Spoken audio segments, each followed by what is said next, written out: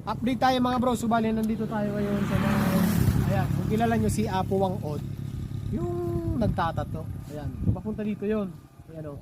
Welcome Wangod. Buskalan Tattoo Village. Okay, so malapit na naman tayo sa Mountain Province. Galing tayo ng Tabuk. So duman tayo ng Tigib. Ano ba yung mga dinaanan natin? So marami, malayo mga bro. So isa ito sa pinakadelikadong lugar na dadaanan natin kasi sobrang layo niya.